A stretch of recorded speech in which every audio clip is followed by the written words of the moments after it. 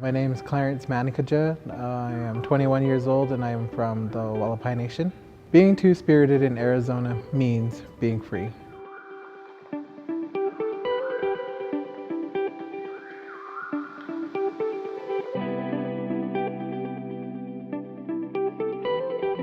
Hi, we're downtown Peach Springs at one of the parks, the many parks.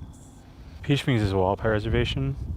Kingman is a mining town full of pretty much a slew of everyone who comes in from it. My name is Hawk. I've known Clarence for about a year now. Great guy, a lot of fun with him. There really isn't a lot for us to do, especially older kids. Would like to get to know more, ethnicities and live more in a place where there are more people. Growing up in Peach Springs, two-spirit or gay or LGBT is somewhat in between bad and good. It is kind of not talked about sometimes. It's kind of brushed off. But at the same time, we also have that room to basically do our own thing. Within the LGBTQ community, there is struggles with racism and, well, discrimination of that sort. You know what I mean? We want to talk about love and acceptance, but how can we do that when we only, cross out certain people, body types, ethnicities,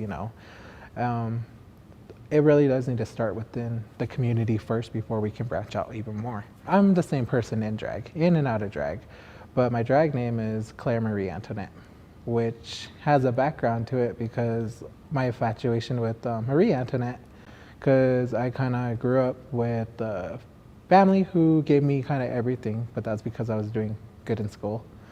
And because of that, kids didn't like it because I always dressed up and I had the nicest things and they would attack me, which basically what happened to Marie Antoinette.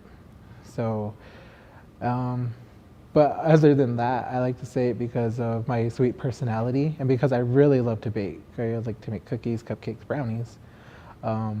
That's why I like to say I'm the actual queen who says, let them eat cake. So I am like a leader type because when I came out, a bunch of other, in the closet Native Americans came out too.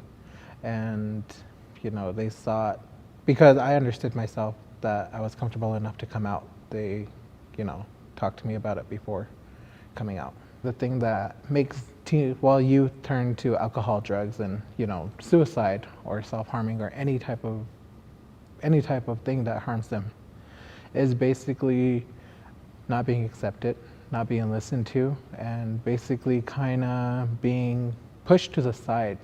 The main advice I can probably give is try to find a safe place, basically. That's the first step.